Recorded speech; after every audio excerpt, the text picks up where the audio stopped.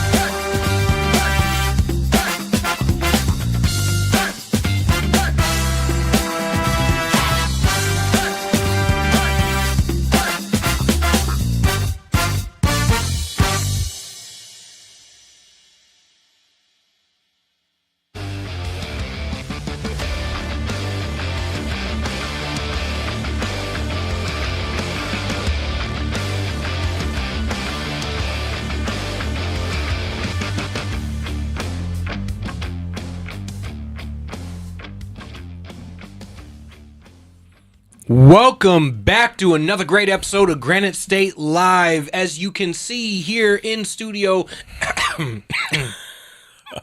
Good start, right? Oh my God. Have a sip. As you can see here in studio, I do not have Keith Hansen sitting with me today. I have the great benefactor of Granite Rock sitting here. How you doing today, sir? Good to see you, Julian. It's nice to have a chance to sit and talk, and it's great to be here on Granite State Live, which, of course, we've been supporting from behind the scenes since it started way back in the beginning of the year. Yeah, it's been a bang-up year so far. It is like fantastic guests, great conversations, great information, great data as we, go down the rabbit hole of everything that's going on in society and, try to distill for people the stuff that they're not getting from mainstream media. And to be honest, the stuff they're not getting from the influencer class either. That's true.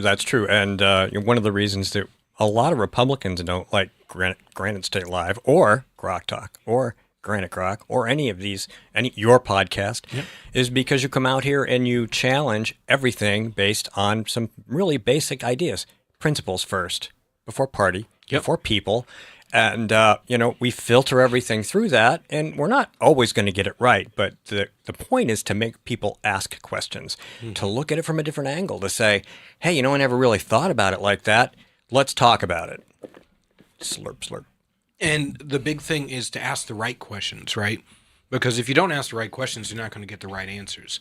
And too often, we tune in to listen to influencers give their opinion, and it really ends up being a cheerleading fest, right?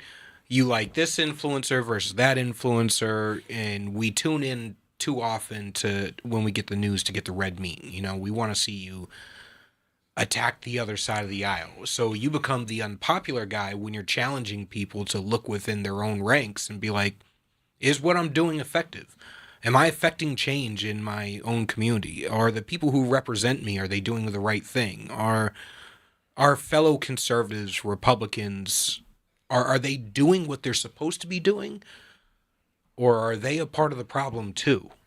I would agree that they are. It's human nature, right? You get into politics, maybe for the best of intentions. We were talking about it before the program. Yep. And then, we've been talking about it forever. You've probably been talking about it forever. You go and you find a good candidate and you talk to him and you usher him along and, you think, this is the guy. This is a good guy. I can get him down to D.C. or I can get him into Concord or I can send him someplace and he's going to do something good. Yep. And then, you send him to you get him elected. You're excited. You're like, wow, holy crap. I got somebody elected that I think is going to make a difference. And then you send him down there and they get the Georgetown flu. Mm-hmm. The system eats them up. The machine chews them up. And that's the Honey Nut Cheerios bee. Oh, you got him. Nobody's allergic, I hope. Is he? Behind you. Oh, hi. How you doing? I'm going to get him. We're under air assault. There's We got a bee. two of 'em. There's a Hold bee on. in the studio. All right, just if he bites me, I'm going to be pissed. Anyway, we got a lot of good guests for you today. If you want to be part of the show, 833-603-8255. That's 833-603-8255 or TALK. See, I'm not Keith Hansen. He would have said that the right way the second time. I'm definitely not Keith Hansen, but I am filling in. I'm trying to do the best I can while Julian tries to kill the bees. Anyway, we have a couple of different guests on for you today. We're going to be bringing them on 7:38 and 8:30, so please stick around because we're going to have a lot of great conversations today. But before we do that, we're going to talk about this stuff. Actually, whatever it is comes to mind is what we're going to talk about. Well, so we have these great candidates who run, and a lot of candidates believe in doing the right thing, or they believe that they want to get into politics to affect change. Of course, you have the people who run because of its ego. You have a lot of people who, you get addicted to the process, the miniature amount of fame that you get, It surprisingly, as much as most people would think that, it takes absurd amounts of money to buy most people off. It really doesn't. It takes an expensive glass of scotch, a cigar, a $400 Wagyu beef steak in a lot of cases. And when you're eating that steak, all of a sudden you find yourself sitting across from lobbyists. And you get addicted to the lifestyle. Because for a lot of people who run for office, if you've never been a part of that lifestyle is enough. Just getting a taste of it, you're like, oh man. But the real corruption doesn't come in that. The real corruption comes in the process of what it takes to get elected. The DC Beltway crowd, they have this cookie cutter methodology that it takes to win a campaign. And they tell you have to change. And little bit by little bit, you'll have a good guy who believes in doing the right thing, and then they'll take a piece out of him. They'll be like, no, you can't do that. No, you can't say that. No, you can't wear that. And what I always did when I worked with candidates was, I want you to be you. Now, there's a better way to say what you're talking about, because if you're a political nerd like some of us are, some of the stuff we say may go over people's heads. So you got to speak to the level of the people that you're talking to. One of the things that I saw when Vivek was up here was Vivek was often enough speaking so high over people's heads that people are like, dude, you need to tone down. You actually sound pretentious because you're using a lot of big words. And for the vast majority of people in here, we don't have multiple PhDs. And I kept telling it, like, dial it down a little bit, dude. We can handle complex subjects, but we can't handle your nickel words every 5 seconds.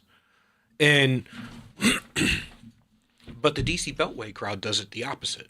They'll take the parts of you that people love, that the average person loves, but they don't like it because they have their script of what you're supposed to look like. The cookie cutter white knight altar boy.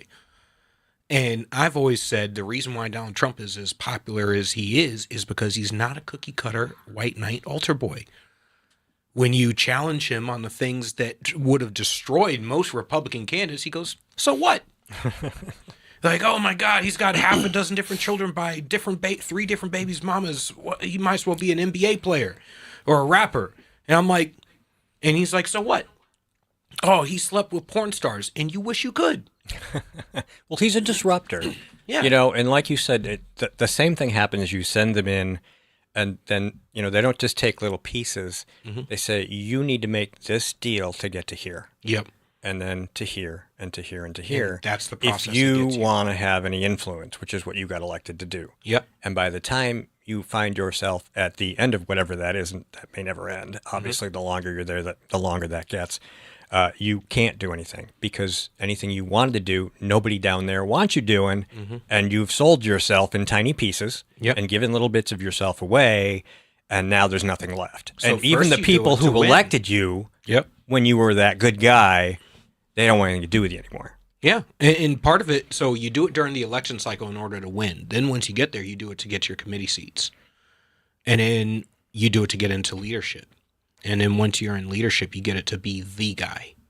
Because now you want to run for president. Now you want to be in the cabinet. Now you want to do all that stuff. There's always that one next rung on the ladder that you want to climb. And in order to get on that next rung of the ladder, you have to sacrifice another piece of yourself. Well, that's one of the reasons why we're not popular. We're not popular because we're not doing that. We refuse to do it. And we sleep well at night, ladies and gentlemen, knowing that no matter what you throw at us, we have our principles, and they make us very comfortable.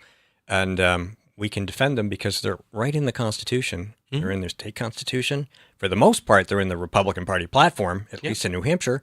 And all you're really doing, you or I or Julian or, Keith, is saying, these are the rules you said you were going to follow, and you're not. And that's all I'm saying. Mm-hmm.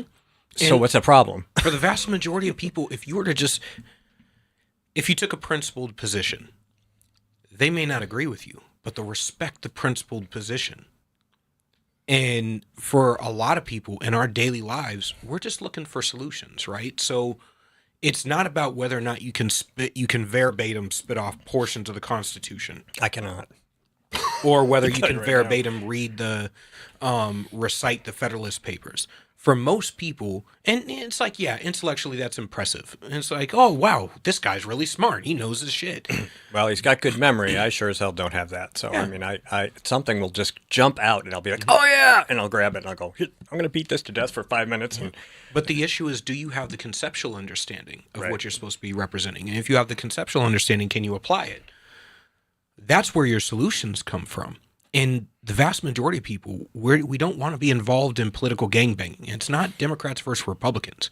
When I start off conversations building rapport with the person I'm talking to, we have great conversations. We can talk solutions, no matter where they land on the political spectrum. As soon as we start off with I'm a Republican, you're a Democrat, or I'm a conservative and you're a progressive. Now we're at each other's throats because we started off with now. I'm taking accountability. I'm taking ownership of everything my side has ever done, and you're taking ownership of everything your side has ever done. Now we're going to battle with each other. Or more accurately, everything you think my side has done. Yes. And that, unfortunately, the vast majority of people aren't informed enough to even be able to have that conversation. So it ends up being a battle of who's recited their talking points the best. Who's memorized the talking points the best? Unfortunately, that's where the conversations with a lot of the influencers go, is surface little talking point battles. That's one of the reasons why I've never been a big fan of PragerU. Not because principled-wise what they're saying is wrong, but how they go about it is a battle of talking points. So I'm like, you could have got really deep into the nuance of this, and we would be having an entirely different conversation about solutions. You would have won most people over. But instead, you're still responding to the narrative of the left, which means you're still playing their game, and you're not talking solutions. You're just political gangbanging. Yeah, or drive-by shooting, I think, is another popular term for that, and it happens a lot, and we do it. I mean, it's just the nature of the beast. You end up singing to the choir. Yeah. But while you're doing it, I think if you can find a way to put a different angle on it, not a spin, but to move the camera a little, even just a little, and make say, did you look at it this way, and then see where it takes them. And sometimes in comments, people are like, oh, my God, I never thought of it that way. And sometimes they're like, and they just jump back on the old bandwagon. And it's just the way it goes. But, we try to protect that debate. We try to protect it so that people can watch it happen.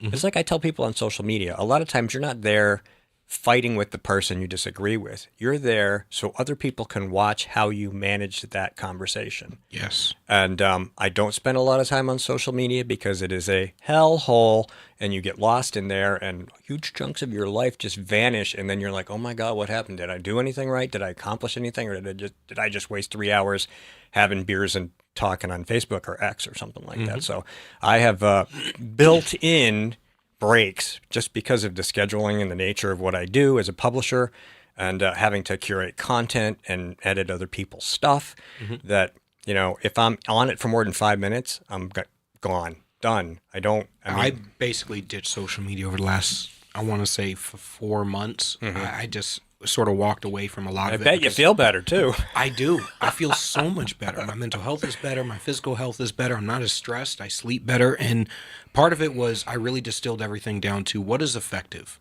Right. When I'm having these debates online, one, am I convincing anyone? Am I changing anyone's minds? Are we looking at things differently? Are we talking about solutions? Or is it just political gangbanging? Is it my side versus your side? And if it's my side versus your side, I have no interest in that conversation because I find it to be wholly unproductive. I when people tell me they're sad, I say, "Have you stopped watching TV news?" Mm-hmm. That's a good place to start. And social media is the other place. Yeah. So yeah, Stop scrolling. Yeah, find something, read a book. Mm-hmm. Spend some time with your family. I've had this conversation in my household a lot. We've been talking about like stop doom scrolling.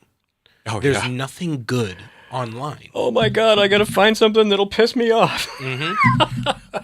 Let me find that tweet, or let me find that post that's going to piss me off, or let me go argue with somebody. In most cases, it's not like you're arguing with somebody who's going to affect change. You're just arguing because you're angry. And what does that accomplish? In a lot of cases, we could be better served by just being active in our local communities. Instead of scrolling on Facebook about how pissed off you are at what's going on in your local school, go to a school board meeting. Make your voice heard to the people who are actually doing stuff. And if they're not willing to listen, then run for school board. The investment's not that high. And it's less than how often people doom scroll online. If you would like to inject your reality into this conversation before our first guest arrives, 833-603-8255, Granite State Live. It's still Tuesday, October 14th. Yes, because yesterday was Columbus Day.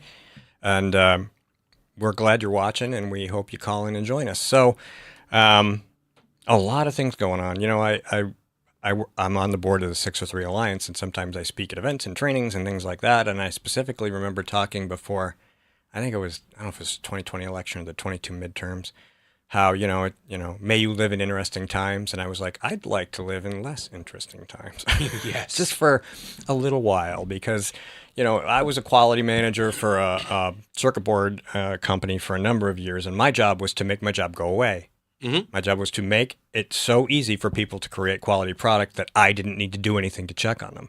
I felt the same way about politics. Wouldn't it be nice if we could just get to this heavenly place where I got up in the morning and I didn't have anything to write about? Mm-hmm. I could just drink my coffee and pick up a book and go out on my deck with my dog and sit in the sun. But the funny part is what we do, it requires an eternal vigilance. So we'll never, as much as we would love to be able to work ourselves out of a job to where what we have to say and what we do isn't needed anymore, it'll always be needed. Because there'll always be one more shit politician. Well, as long as there's two people, you will have politics. Yes. And so there's no way away from it. And, like I said last week, I made my peace with it a long time ago. I don't get angry about it ever. Mm-hmm. It just doesn't incense me. I had people say, Bill O'Brien once, he walked up to me at an event and he goes, "Oh, there's Steve. He's always angry." And I'm like, I'm never angry, dude. I might write that way sometimes, but that's just because it's fun, and I get to be snarky. Sometimes the snark is required because people don't often get it when you say it nice. No, that's why I call progressives troglodytes. I mean, you just have to. Yeah, I mean, obviously because of Alinsky and ridicule, a natural reaction is, well, I will ridicule you back because it's fun and my readers like it, and it annoys you, and then you say dumb things, and then I have more things to write about. Mm-hmm. So, I mean, that is a bit of that political gangbanging, but sometimes to get the message across, you need to break a few eggs. Well, being flamboyant in order to get the message across, I don't see it as being counterproductive. I see that as a tactic in order to make people wake up and listen. One of my good friends is Sunny Johnson. She's a host of SiriusXM Patriot on Saturdays, and she is always trying to make conservatives uncomfortable because she's like, you don't do anything when you're comfortable. You go home, you kick up your feet, and you drink a beer. Well, I'm here to make you uncomfortable so that you will think about things differently, so that you will not be able to be manipulated, so that you will get active, so that you will change things. It's a republic if we can keep it, right? So let's make sure we keep it. So the uncomfortable conversations sometimes are necessary. The issue is, are you saying the flamboyant thing for the purpose of saying the flamboyant thing just to get the clicks? And unfortunately, there's too many people in the influencer space that do that. And it happens in the news more often now than it ever did. It's what weird and out there thing can we say today to make social media melt down tomorrow so we get the ratings?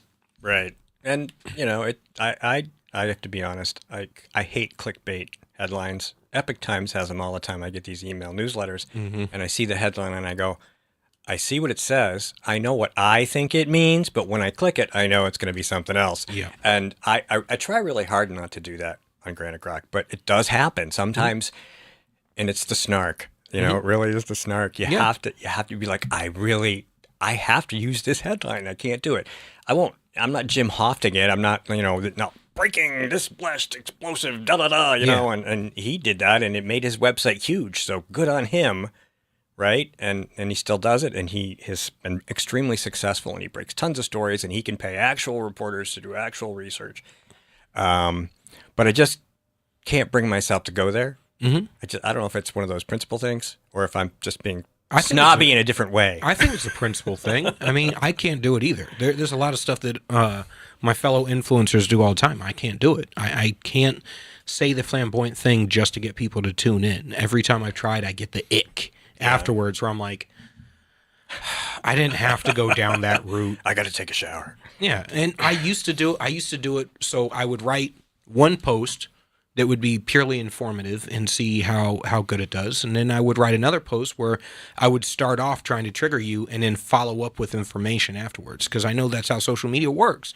And unfortunately, triggering people and then following up with information and manage to get more information out there than just giving people facts and data. No, William Shakespeare knew the groundlings wanted to be appeased with certain levels of guttural humor. You know, and it's human nature, really. No matter how hard you try, people want that stuff. We want drama. Yeah.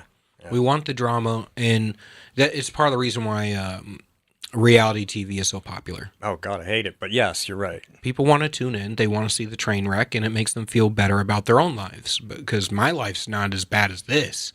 Thank God. Soap operas, yeah. And unfortunately, we live in a society where that has become the way that we engage with each other.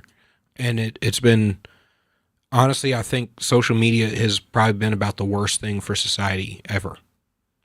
I have to wonder if you go back in time, if everybody thought that Gutenberg's little invention ruined everything. The same way social media, I mean, every time you have one of these giant, and AI, of course, is coming up. Our next guest wrote a book about it, and we'll be talking to him about some stuff like that. But AI is another thing. It's the next generation of, oh, holy crap, how is this going to screw up the society? Well, it depends on how people use it. Like when social media was a way for us all to connect with each other, excuse me, wasn't a bad thing. When social media became a way that degrades how we connect with each other, now it's become wholly destructive. Like, men and women are at each other's throats, black and whites, Jews and Christians, Jews and Muslims. It's like, pick a team, they're going at it with somebody on social media, and they're not having productive conversations. There's no nuance in it. There's no data. There's no solutions being discussed. It's just more gangbanging. It's more, how can we get clicks? How can we be rambunctious? How can we? And unfortunately, one of the things that's what you get when you monetize just straight engagement, just pure engagement. When you monetize just pure engagement, and people are tribal by nature, and then the algorithms drive you into the tribe they think you belong to, and you just go right in there, and you walk in and you go, hey, we all agree, we don't like those people over there, so or that idea, or and I think that's fine. You if you want to dislike somebody, that's great, but be a decent human being. Yeah. We don't have to be at each other's throats. We can disagree amicably. I don't see any reason why I have to hate every Democrat out there or hate every progressive. As a matter of fact, I know multiple progressives I have great conversations with on a regular basis, not because we agree on so much, but because we're willing to have a dialogue from a place of trying to understand each other versus trying to score points on each other. And I think people have forgotten that there is literally a million other things to talk about than politics, even though the system and the culture has systemically driven everything into a political ditch. Yeah. And even sports now, you can't it's almost impossible to avoid, but if you really want to try, you can. I mean, I know people that I meet out in the world who don't know what I do, who are Democrats, who I have great conversations with all the time. Now, if they knew what I do, I don't know how that would go. That'd be up to them. They would have to make a decision. But, COVID taught us that an awful lot of people who you thought you loved and cared about got really, really mad if you didn't agree with them on the masking or the distancing or the shots or any of the rest of it. And, as that starts to unravel, it creates even more uncomfortable conversations because you're like, you want to be like, well, I was right, but you don't want to be like, I was right. Ha ha ha. A lot of people do want to do that.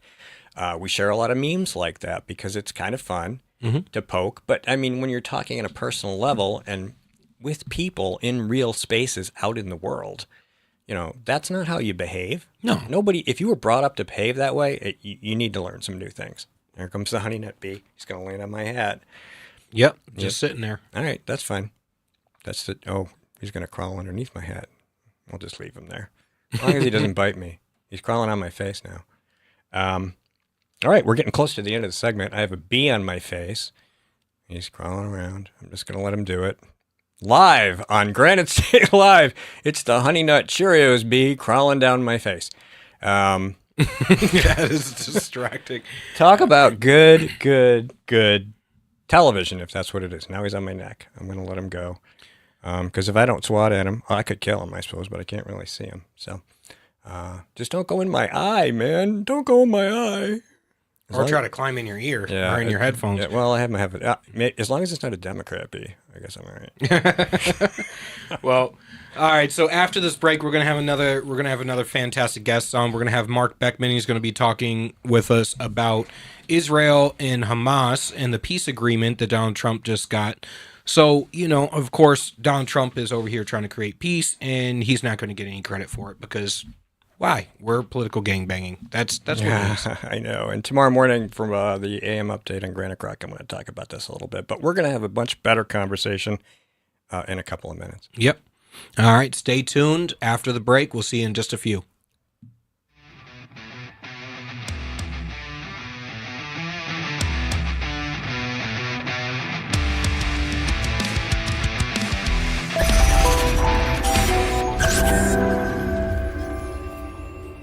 New Hampshire Republican Governor Kelly Ayotte has been making a lot of noise about how she's funding education. The Republican budget she just signed provides more money for education than ever before. She even bragged the other day that New Hampshire is top 10 in the country when it comes to funding our children's education, as if giving money to school systems has anything to do with learning.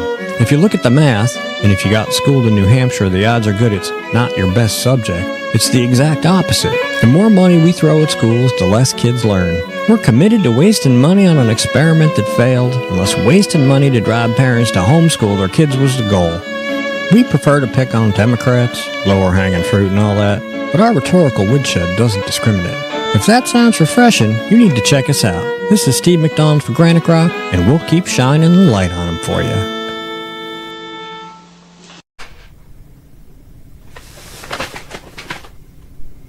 Unleashing your humble alpha is the key factor to unlocking profound leadership, unshakable confidence, clarity of purpose, and the quality of life you dream of. As combat veterans and military leaders Stephen Kuhn and Lane Ballone decode how you can master your life, conquer everything that stands in your way, improve your ability to cope with stress, and run toward greatness. You can find Unleash Your Humble Alpha on Amazon. This could be the moment we've been waiting for, the chance to feel alive. Sometimes we forget we live in one of the most beautiful states in the country. This summer, vacation right here and discover your new. This is where it all begins.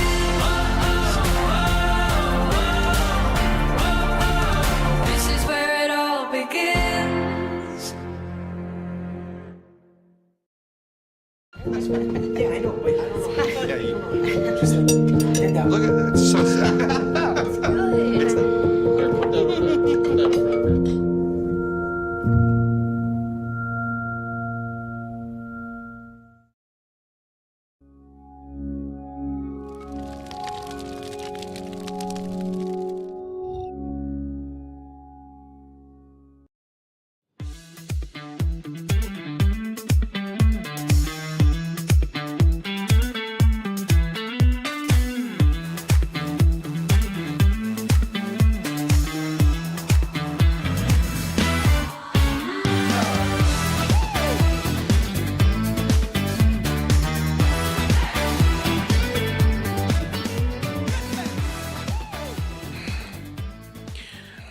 right. As we said, we're going to have a fantastic guest on this hour. We're going to have Mark Beckman to talk about the Israel-Hamas war and the peace agreement that Donald Trump is getting signed. And you know what? Of course, like anything else, he's not going to get any credit for it because how dare he?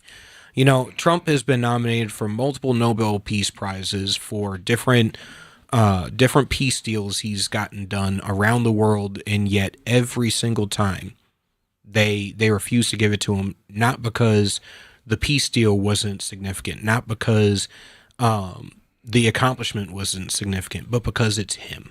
Yeah, I mean, I just saw a TikTok, I think somebody sent me, and the guy was like, geez, you know, they were protesting and taking over college campuses and having damn near riots, you know, over this whole Free Palestine thing. Mm-hmm. And, you know, it's been a couple hours since it happened, and there's nothing from any of them. No, because for them, it's the left has a group of people who will protest just about anything as long as it is anti-Republican, anti-conservative, anti-anything. The funny thing about those protests was that they got so rabidly anti-Israel that they were attacking their own. Oh, yeah. And they do eat their own. And, of course, nobody's paying them to protest about, yay, we got peace, you know. And so there's no paycheck, there's no protest. No, because you can't monetize that, and you can't use that to break down society to get a proletariat revolution. Right, and Republicans aren't going to pay protesters to go out and go, yay, peace. Right? So, hell, we won't pay door knockers. That's right, exactly. You got to volunteer. That's part of the problem. We don't have money for that. We just don't want to spend it on that. And like you said earlier, you know, you want to just kind of sit on your couch and have a beer and maybe smoke a cigar if that's what you're into. And you're just like, oh, okay, great, peace, excellent. It's in the Middle East. I'm not there. I don't really care about it, but it's in the TV and it's in the paper and it's online. So I guess I pay a little bit of attention and I move on to the next thing. Yeah. Unfortunately, the biggest problem on the right now is apathy. Well, I've always seen that. Well, our reactionary posture, we are always reacting to everything that the left does. We're reacting to their narratives. Most of our narratives are counter narratives, and we're always reacting, or we're apathetic to get up and be proactive about doing Well, anything. Remember what you said in the first segment. A lot of it is they think their job is done. Remember, we got Trump elected. Yep. He's there. I can take a break now. And that's of not course, how it works. as you and I both know, and I've been doing this for almost 20 years now, there is no break. No. We're always on. So. You know, eternal vigilance is the price to pay for freedom. All right, so up next, our guest is Mark Beckman. He is going to discuss the Israel-Hamas war. Mark Beckman is the author of Some Future Day, How AI is Going to Change Everything. He's the CEO of an award-winning advertising agency, DMA United. Beckman's show, Some Future Day, examines technology, culture, and law. How are you doing today, sir? Thank you for coming on the show. Hi, it's great to see you guys. Thanks for having me. How are you? Good. It's a beautiful day. Good. We had bees in here, and now they're gone. That's nice.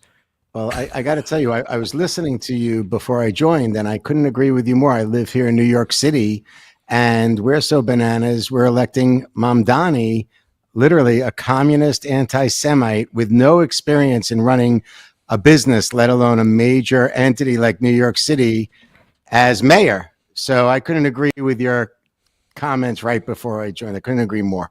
Yeah, and I lay that totally at the feet of the New York GOP.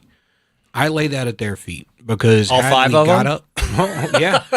I mean, had we gotten up and, you know, got organized and built out the infrastructure in order to start getting candidates elected, and I mean, change the way you do things if you know that what you're doing is ineffective. So had we done that, I think we could have put up a candidate or backed a candidate that would have been able to go toe-to-toe with them. Part of the reason why Mamdani and so many of these socialists are becoming so popular is because they're talking about the issues that the average person cares about. Granted, their solutions are going to make it worse, but they're still using populist rhetoric. And the vast majority of people are not hyper idealistic. The vast majority of the population are populist. You're entirely right. It's interesting. I was having a conversation recently, and we were analyzing who voted for Mamdani in the primaries. And what the data shows is that it's predominantly 30-year-old professionals who are white and Asian in New York City. And I started to think about like what is that? Like what does that equate to? And most of these people, if they're professionals, they could be lawyers and advertising, architects, accountants, they're probably earning somewhere in the range of $130,000 to $150,000 a year. And the truth is that the cost of living here in New York City is just out of control. The government has just failed at a local, state, and before President Trump came in, at a federal level too. And as a result, New Yorkers are feeling it. So these people are literally, I say, we're living in the age of dumb. They're dumb enough, the professionals, to think that if they could save a little money, free buses, lower price of food, stabilizing rent, the result will be what, $20,000, $30,000 more in their bank account. But little do they know that crime is going to increase and everything's going to fall apart. All of their little government safety nets are going to go away. It's going to be complicated. Socialism and communism don't work. I'm just hopeful that we're not the victims of it here in New York City, because it will just be, it's already a mess here in New York City, and it will just be a million times worse. Hey, I kept saying, hey, if you looked at the primaries and you looked at the votes, Black people were not voting for Mamdani. They were voting for Eric Adams. They were voting for Andrew Cuomo. It's really sad. I was having a conversation with Sonny Johnson this 2 weeks ago. I love It's her. really sad that Andrew Cuomo is now the number one person defending capitalism in the United States against a socialist. Excuse me. And I did there's joke. not a GOP candidate doing it. And like, that is just beyond me. It's a race to the bottom. Curtis Sliwa, as much as I love him, shouldn't really be a candidate. He has no chance. He always runs. He always loses. He has no chance. And, to your point earlier, GOP, we should put somebody up that's strong. There are so many business leaders that can appeal to New York City people. And the reality is that we don't even consider it. We're throwing Curtis Sliwa out there again. Personally, I wanted to see Mayor Adams go forward. I don't think he did an exceptional job, but the truth is he's better than all of the other candidates. And, since he's come a little bit closer to where we are politically, it's been great.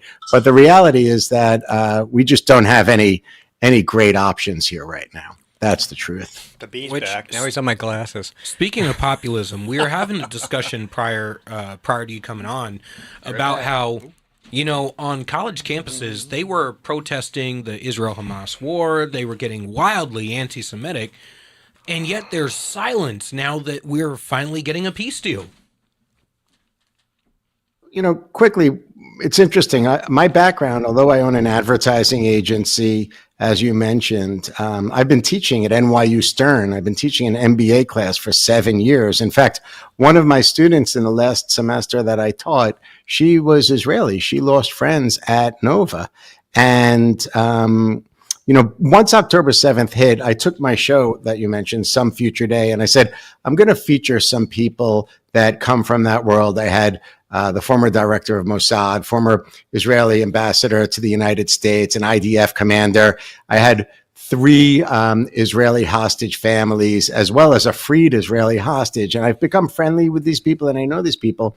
And the reality is that we have an anti-Semitism issue here that's not just permeating our academic institutions, New York University, Columbia University, UCLA, and beyond, but it's hitting our entire ecosystem. It's in government, it's in the corporate level, it's in academia, and it's hard to believe President Trump is truly the best at trying to push forward or trying to protect the Jewish people, not just the students, the administrators, the teachers, and beyond.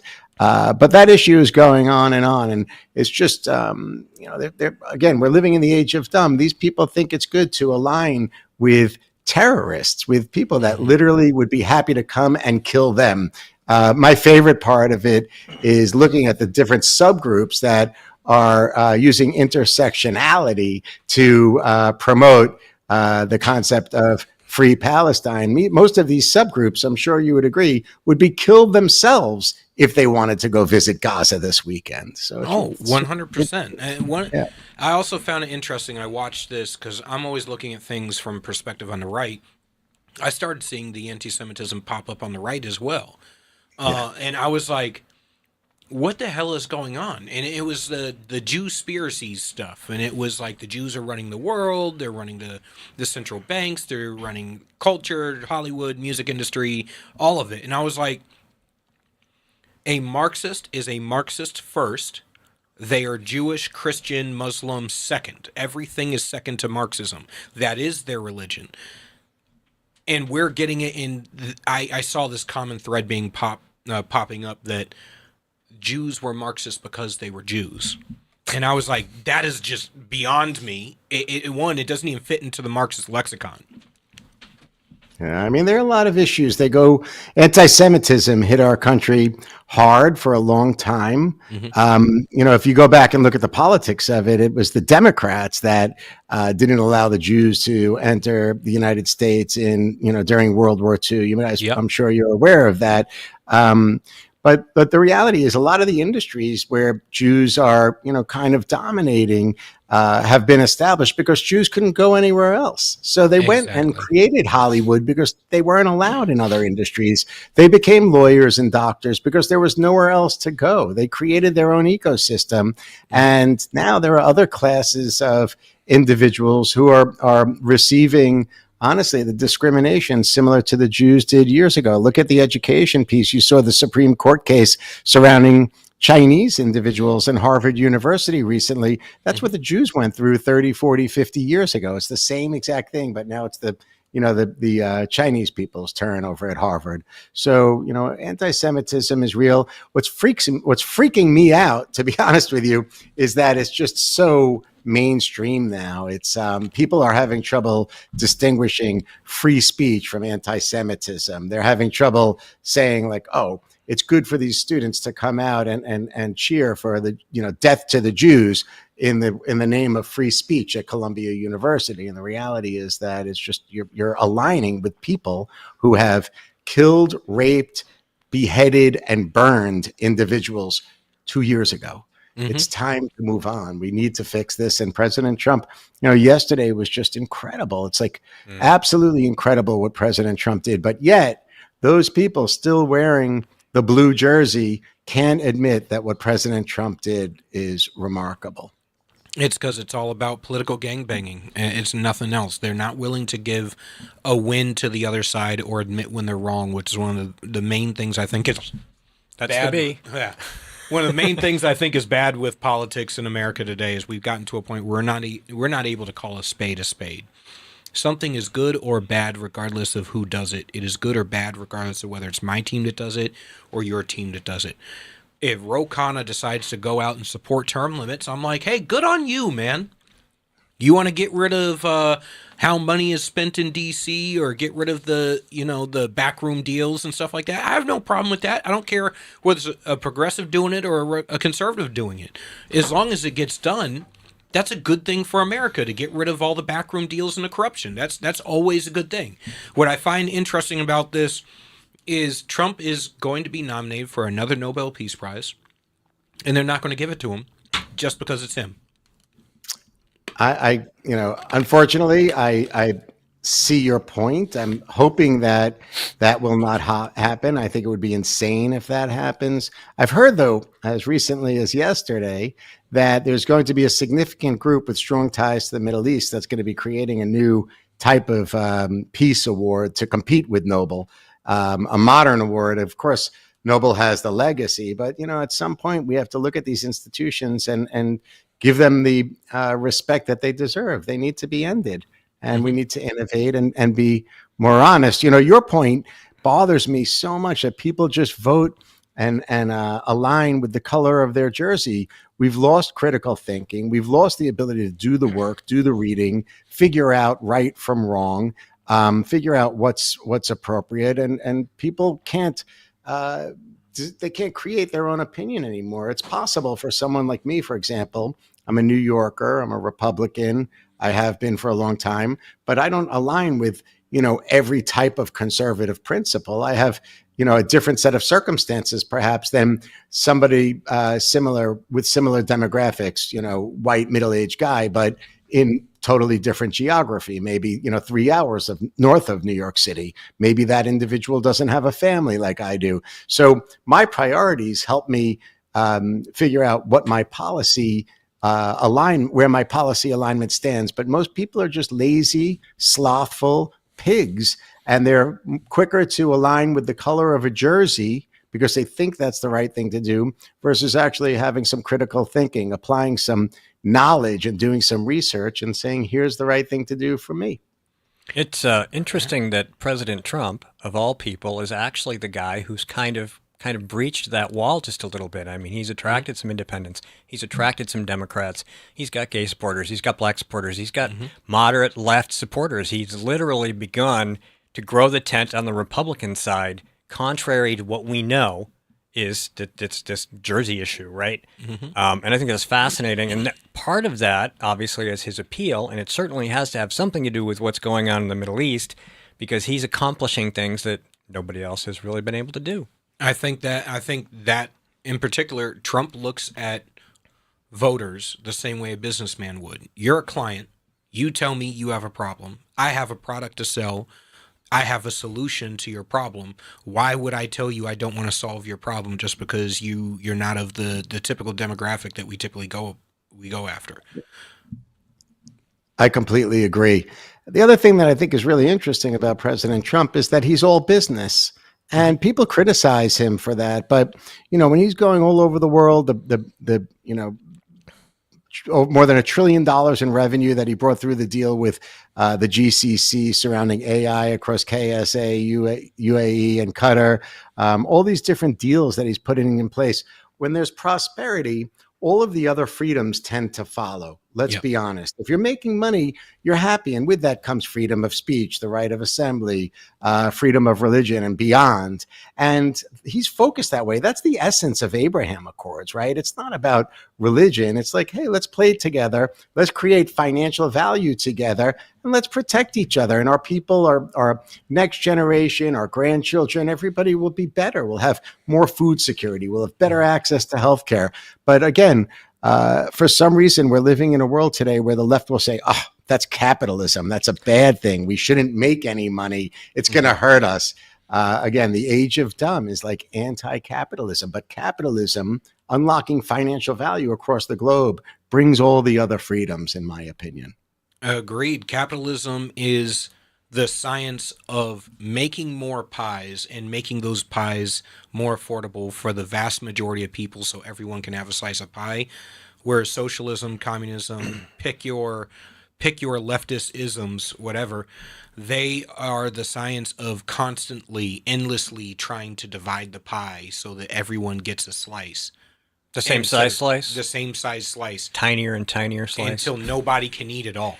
And that's the problem. And then there's no pie. Yeah, I've often said, and death. Yes, you get death. Death, poverty, and destruction. I've often said that it is akin to trying to plug people, which are infinite variables, creating infinite numbers of variables, into a system of ones and zeros, as if you can manipulate them to do whatever you want. And you can. Yep. There we go. The engineer was messing with me. I learned this at a very early age. I started out working at McDonald's for $235 an hour, and I worked my way up into management. And they taught me a lot of really cool things, like not everybody goes to work there for the same reason. Some go there to have something to do, like older people. Some go there to make money. Some go there for the company. Some people just like working with other people. And there's like this long list of things, and you cannot know what that is. Yep. But if they want to do it well, welcome. Yeah. I think at the core, what you're talking about in that McDonald's ecosystem is individual productivity. And when an individual is productive, it doesn't necessarily mean making a fortune. Again, you laid out these different verticals of how the people within the McDonald's ecosystem could be productive. It gives them self-confidence, self-worth, and that makes them happier. And that spreads across their entire community. If you look at places like New York City right now, there are so many people that are homeless, mixed up with drugs on the street. Crime is on the rise. people aren't very productive. They're looking for government handouts. They're wrapped up in the same system. Like people in the housing projects have been relying for generations now on the same government handouts instead of like their local representative unlocking their ingenuity by saying, hey, let's make it a little easier for entrepreneurs to go out and create new businesses. Like nobody breaks out of the mold. And as a result of it, they're feeling unproductive and in turn just feeling angst. I think this is why we see so many of these protests. Like just, I think, what do we have, this, no kings protest coming up. And that's why the government shutdown is waiting for that. All those people that are going to the street, like who has that? Who has all that time? The people who aren't productive, the people who are miserable, they're going out to feel like they're a part of something because their lives are like valueless. That's what's happened. It happened in the 60s. It happened during COVID, and it's happening again right now. It's just these people are not productive people. So this brings us to AI. You have a book talking about how AI is going to change everything. This, like social media, I am worried that AI is going to streamline things to the point where a vast swath of American society is going to find themselves with idle hands. And idle hands breed chaos. Yeah, I think for sure. I said earlier, I referred to part of our society as lazy. And I think what's interesting with regards to AI, look at the knowledge base, for example, the corpus of information that humanity created that's feeding, that's training these large language models is incredible. We have access now to more information, more knowledge than ever before in history. Yet, who's going to use that? So you have the individuals who will be the knowledge haves that are going to go dive deep, and they're going to take the time to learn more. Maybe about the arts and sciences, maybe about defense, maybe about biotech. They're going to stand up new, innovative businesses, and they're going to propel humankind forward. Then you have the knowledge have-nots, the lazy people who will use AI just to quickly turn around whatever it is. Their younger generation will turn around their history report. The older generation will turn around a memorandum of law, so they could just go out and socialize with their friends. And it's going to create a divide, in my opinion, across society, the knowledge haves and the knowledge have-nots, notwithstanding the fact that the access to information is greater than ever. And I think the knowledge have-nots are going to cause chaos with that too. I think we're already seeing it on college campuses. We're seeing studies show that kids who use ChatGPT, Grok, or any of the other AI large language models, they're getting dumber because they're using AI to write their papers and to do the learning for them. They're not using AI to assist them in learning. Yeah, I mean, that's so typical, right? One of my favorite clients ever was the tremendous jazz artist, Wynton Marsalis. And he was comparing to me jazz and hip hop. And the comparison was jazz is like broccoli, whereas hip hop is like candy. Mm-hmm. Jazz, it's tough to take on. You want to listen to Thelonious Monk, you got to learn. You got to do the work. Like, it's hard to get used to broccoli. You got to eat it a lot. And then finally, at some point, you say, oh, broccoli's pretty good. With hip hop, it's like candy. Watch that be. It's like candy. You could get into it quickly. It's easy. It's catchy. It's easy. I think that's seriously what we're looking at right now. We're looking at a situation where we're going to have to do the work. We're going to have to eat our broccoli if society is going to do better. I 100% agree. I am a student of hip hop, so I will preface this by saying mainstream hip hop is easy, catchy, and offers very little substance. But the underground stuff, the stuff that made hip hop as famous as it is, that added that fire in our souls, that was the stuff. And they were students of jazz. They were students of blues. They were students of rhythm and blues. They brought that into this new art form in a lyrical poetry that we had never seen before. Unfortunately, what we see as mainstream now is 100% right. It's like Taylor Swift. There's totally nothing of value there. It's just lights, camera, action. I totally agree. And I just want to say, as it relates to hip hop, the other thing that hip hop brought back, like I'm a kid that grew up in, New York in the 80s, the 90s. My favorite hip hop artists are Public Enemy, NWA. This is where I learned about Black history and Black culture. This is what created emotion for me. In fact, you mentioned my show, Some Future Day.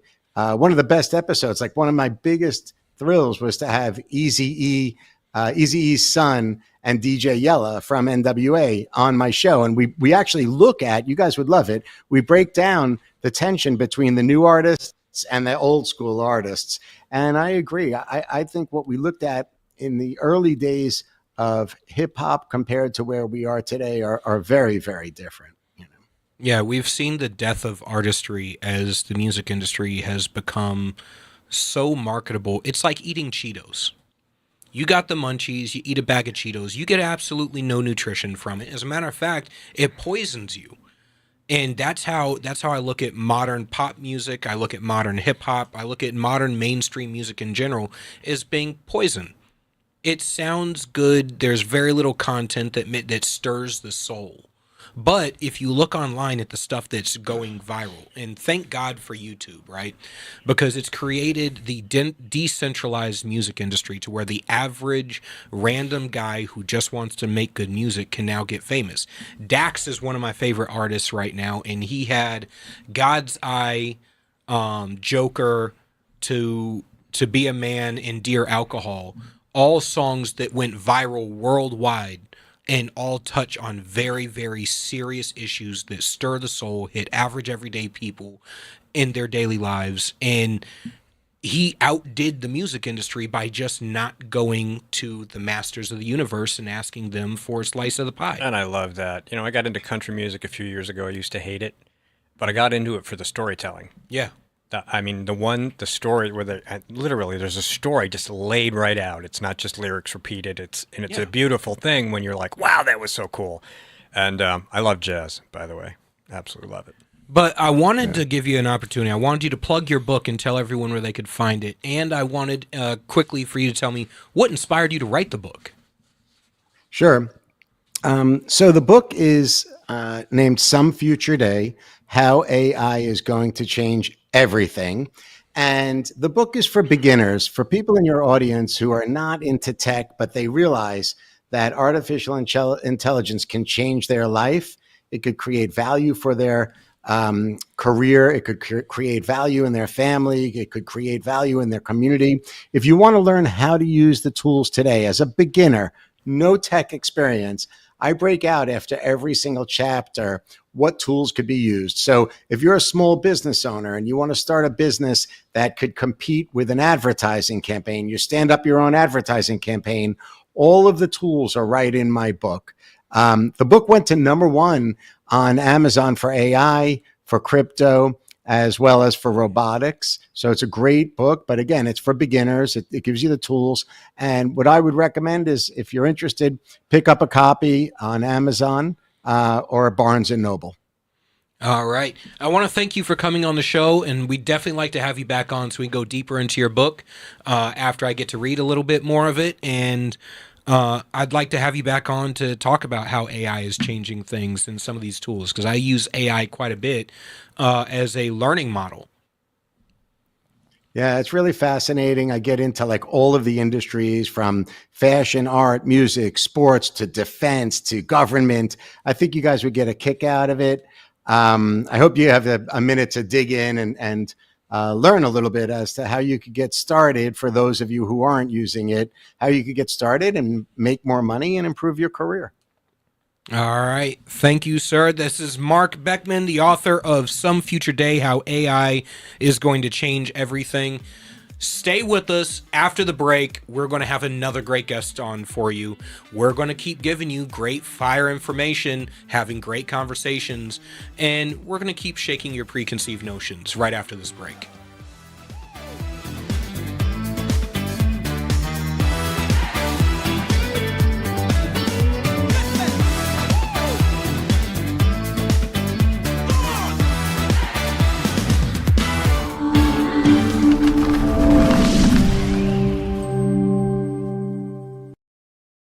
New Hampshire Republican Governor Kelly Ayotte has been making a lot of noise about how she's funding education. The Republican budget she just signed provides more money for education than ever before.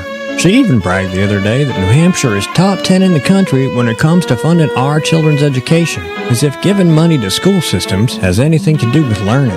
If you look at the math, and if you got schooled in New Hampshire, the odds are good it's not your best subject. It's the exact opposite. The more money we throw at schools, the less kids learn. We're committed to wasting money on an experiment that failed, unless wasting money to drive parents to homeschool their kids was the goal. We prefer to pick on Democrats, lower hanging fruit and all that, but our rhetorical woodshed doesn't discriminate. If that sounds refreshing, you need to check us out. This is Steve McDonald for Granite Rock, and we'll keep shining the light on them for you.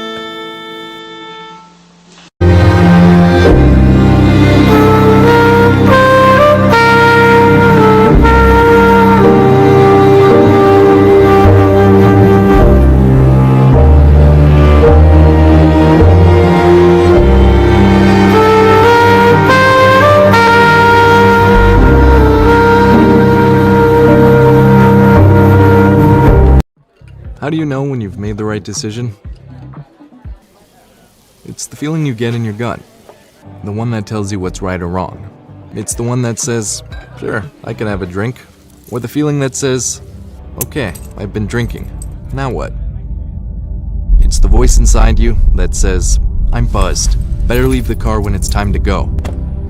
Plan ahead. Catch a sober ride. Buzz driving is drunk driving.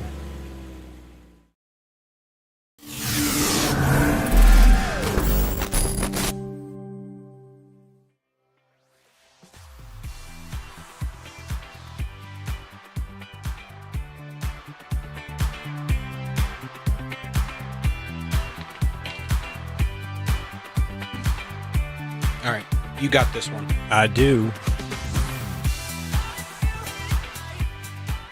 All right, welcome back to Grok Talk. Not Grok Talk. That's my show, Grok Talk. I was going to say, I'm not Keith Hansen, but this is Granite State Live, and that is Julian Aciard, and we are here to talk to you about all kinds of different topics. If you want to be part of the show, 833-603-8255. That's 833-603-TALK. The phone lines are working. I would like to thank Juan, our engineer, producer, and beekeeper, for all his great work so far in the show today. If you missed it earlier, I had a bee crawling on my face. That was interesting. But anyway, we're going to move on to something far more interesting, something that everybody thinks they know a lot about, but maybe not as much as they'd like to. And we have a gentleman here to help us with. John Temney is the author of Deficit Delusion, Why Everything Left, Right, and Supply Side Tells You About the National Debt is Wrong. He's a political economy editor at Forbes, senior economic advisor at Torador Research and Trading, and editor of RealClearMarkets.com. Mr. Temney, welcome to the program. Hey, thanks so much for having me on. I appreciate it. I do too, and you can help us with a lot of things here because I mean, I'm in my 60s, so obviously I've been around. I got a 401k. I've been in politics. I've been blogging for 20 years. I'm familiar with the labor report, and I know what GDP is, and we listen to things about the Fed, and there's a lot of things going on. And right now, the stock market is soaring, and people are wondering, well, what's going on? We have all this debt, and but stocks are doing great. And is there a 30,000-foot view of this that you can give us to get us started? Yeah, well, let's start from a short view. Can you borrow more at 60 than you could borrow at the age of 20? I might be able to only because I have accumulated assets and wealth. Exactly. You're a much safer loan at 60 because you've accumulated wealth and you have assets, you have income that you didn't have at 20. Well, governments are no different. The only difference is governments are populated with people who don't spend their money nearly as carefully as you do. And so we have a federal government that's got $37 trillion in debt. Well, why does it have that? Everyone focuses on the debt instead of why it's been able to accumulate so much. And that's the argument in my book. We have lots of debt precisely because the federal government takes in enormous amounts of money now. And much more perilous and related to the previous guest because of the future wealth creation, which will be beautiful thanks to AI, federal revenues are set to skyrocket. And so as a consequence, anyone will line up to lend to an entity that keeps taking in more money. And so I'm trying to make a case that until we reduce the dollar inflow into the federal government, we will continue to see soaring deficits and an ever bigger government. So it's about taxes. It's about taxes, but specifically it's about the overtaxation of rich people. It's not just that it's immoral to tax the rich more. It's even more immoral because a tax on Jeff Bezos is a tax on you, me, and everyone watching. And it is because every dollar that the government takes in gives the government more control over the economy, a greater power to centrally plan resources. And so we need to reduce what Jeff Bezos pays in taxes so substantially so that he can invest more in real companies that we can work for and that will grow the economy.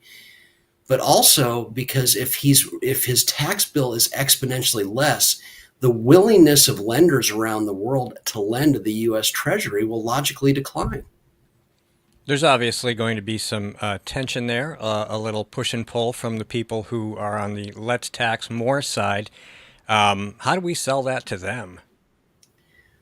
Well, it's interesting. We sell it in two different ways. For one, isn't it odd that Republicans so often say, we want to raise your taxes by lowering your rate? It's the Laffer curve. Now, look, I love Arthur Laffer. I think he's a great man, but I think the curve has been perverted. Since when is it a good idea that the federal government brings in more money? And since when did we start believing that if they have more money to spend, that they'll actually shrink the debt?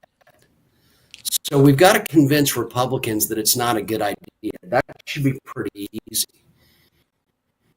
So is Okay, there so I'm sorry, go ahead. Democrats hate big business. They say they hate big business. They want more competition. What could create more competition for business than if Jeff Bezos is investing tens of billions of dollars more each year in new companies that will compete to knock the best and brightest off their perch, or just giving it to government to waste? Well, I think it works for both sides. Government's never going to be a disruptor in the marketplace other than in the way that it takes control of everything and then stagnates it. So that's a pretty simple way to explain it to people. Government is lethargic. It's glacial.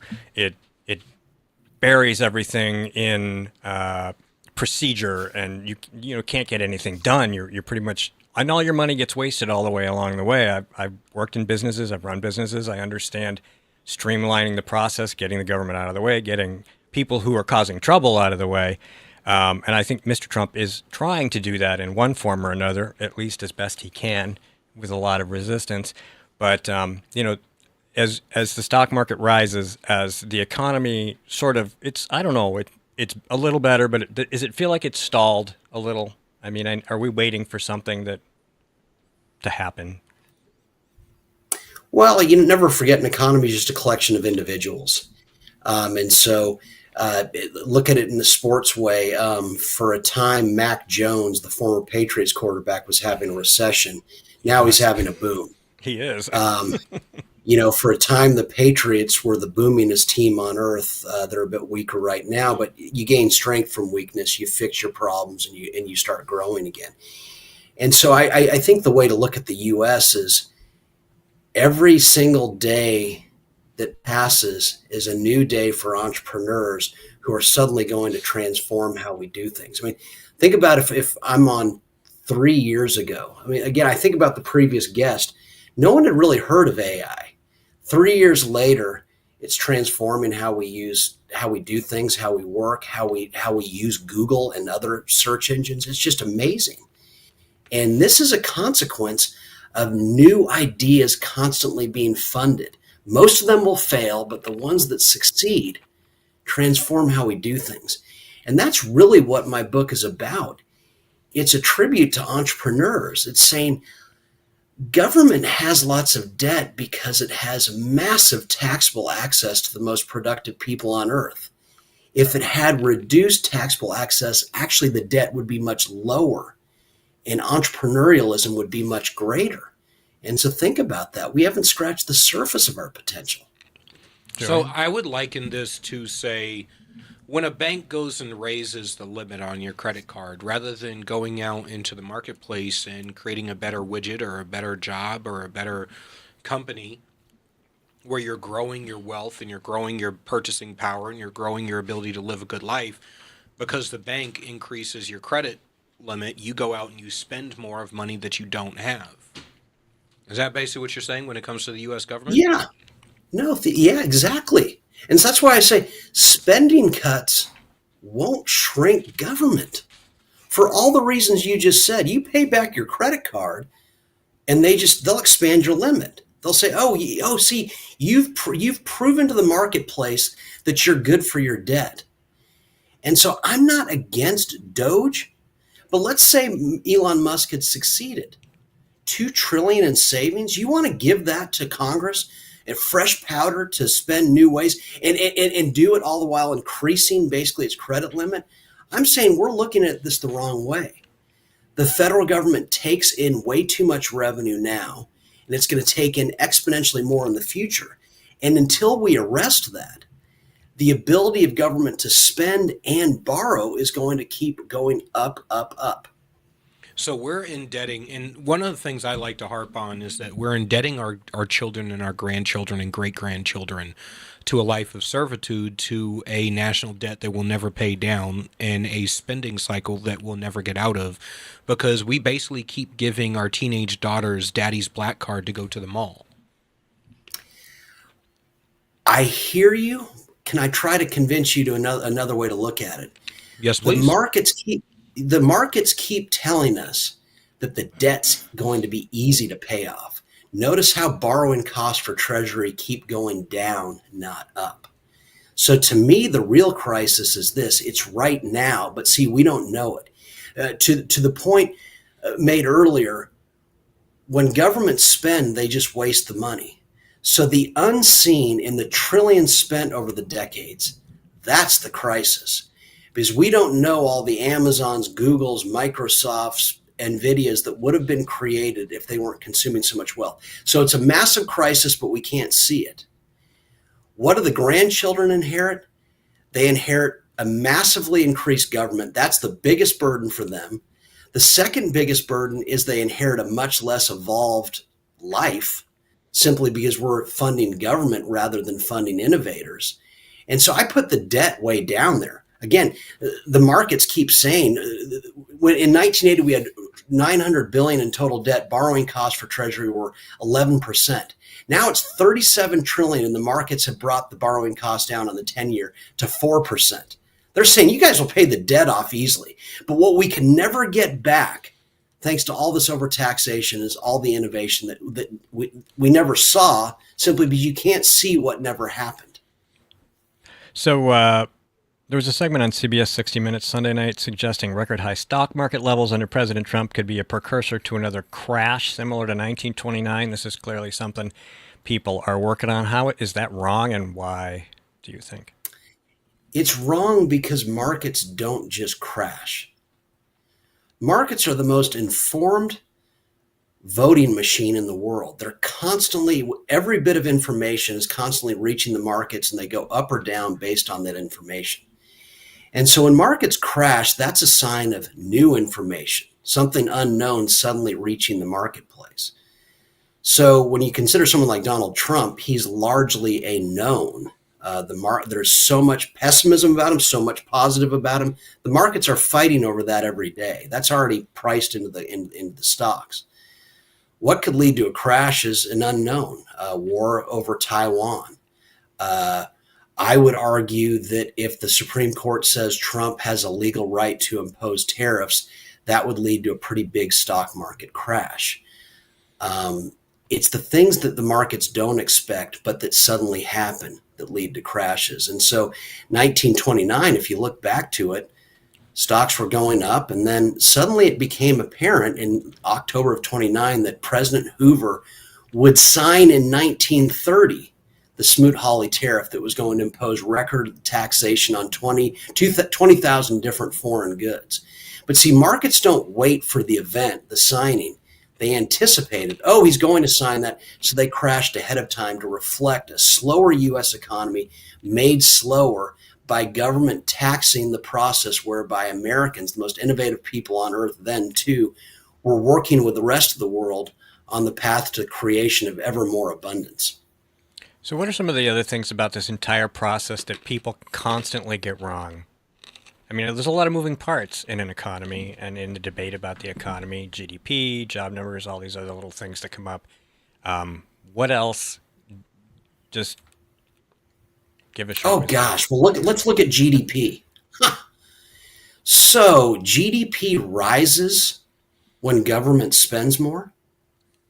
Have you ever heard of a more corrupt number than that? No kidding. Governments only have money to spend insofar as they have taxable access to all of us. Mm-hmm. And so for government to spend, that's not growth.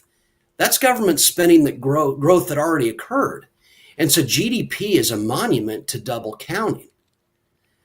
Let's add that if voluminous amounts of imports come into the United States, which is a sign from the rest of the world that the U.S. is so prosperous that we want to direct most of our goods and services to the people most capable of affording them. So if we get a surge of imports because we're so productive here, that brings down GDP. Have you ever heard of something more ridiculous? Just the same, if the federal government bails out, think of some pathetic company. What if it brings Radio Shack back to life? If it brings it back to life and Radio Shack starts producing bad computers again that no one wants and bad landlines that no one wants, that would add to GDP. And so the most prominent number in all of economics is a monument to double counting and just abject stupidity about how economies grow. We're talking to John Tamny, the author of Deficit Delusion, Why Everything Left, Right, and Supply Side Tells You About the National Debt is Wrong. I know Julian's written a book. You've probably written more than one. How do I want to ask this? What's that just... I mean, obviously you felt like you needed to do this. People don't understand it. What was your process for deciding that this needed to be done, that you needed to write this? Just people not getting this side of the debate? Oh, come on, Julian. We know what it is. It's vanity, right? Well, it starts out... I wrote a book. There's a little bit of that. There's Look at me. Bit, yeah, there's a little bit of being able to say that you're a published author, but it's... I think we all sort of get into it because we believe that there's something that needs to be said that's not being said. Absolutely. No, it's that. I always tell people who are thinking about writing a book, don't write it because you think you'll get a bestseller. I mean, that'd be great if you could. You got to write the book for you because you feel you've got something to say. Because as Julian, I think, would agree, it's a very lonely process. There are days you get up where you're thinking, oh man, I've got a great book on my hands. But the next day you wake up and you think, oh, I'm stuck. I don't know what to do. I don't think there's an end point to this book. And so it's an incredibly lonely, sometimes terrifying process, but it's worth it because you understand things better. I like to look at things through the eyes of sports. I remember Brian Billick. He was the coach of the Ravens. He wrote a book about football after he'd won a Super Bowl. He said, I did it because I just want to understand the game better. And I write books because I want to understand economics better. Mm-hmm. And what did you learn from your book? I learned, among other things, I think one of the more interesting things I learned is people always say, oh, California, it's just a bunch of left-wingers and they're socialists and everything. But I pointed out in the book that California's got lots of debt because it's the biggest economy on earth. If you take California as a state, it'd be the fourth largest economy in the world. If you removed California from the global economy, the implications for the rest of the world would be staggeringly dire because of all the productivity enhancements achieved through technology in California. And so in one of my chapters in the book, I say, California's got lots of debt, not because it's a left-wing country, not because it's a left-wing state, but because it takes in tax revenue on a level that no other state can, and hence it can borrow exponentially more than any other state. Again, I'm not defending that. Again, I think government spending is a huge tax. But ask yourself, what if Gavin Newsom was governor of West Virginia? Would West Virginia have a lot more debt? No, it wouldn't. And it wouldn't because it doesn't have the genius that California has. Julie? Well, I agree with that. I will also say, writing a book is very much a process that puts yourself out there in a way to be judged or viewed or critiqued on a level that nothing else compares to. It is also introspection.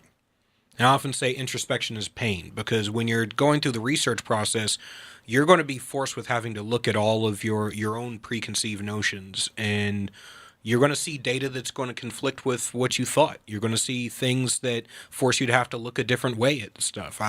When I wrote my book, I went through a lot of stuff that as a conservative, made me question a lot of stuff within the Republican Party, and a lot of strategies, tactics, talking points, things that we do. I'm going, we are just as much a part of the problem as the left, and it's because both we and the left refuse to learn from our mistakes. Absolutely, 100%. Yes, yes, yes. I'll give you an example. I mean, you've got many. One of the ones in the deficit delusion was that I point out that Ronald Reagan, when he got into the White House, he had big plans to shrink government.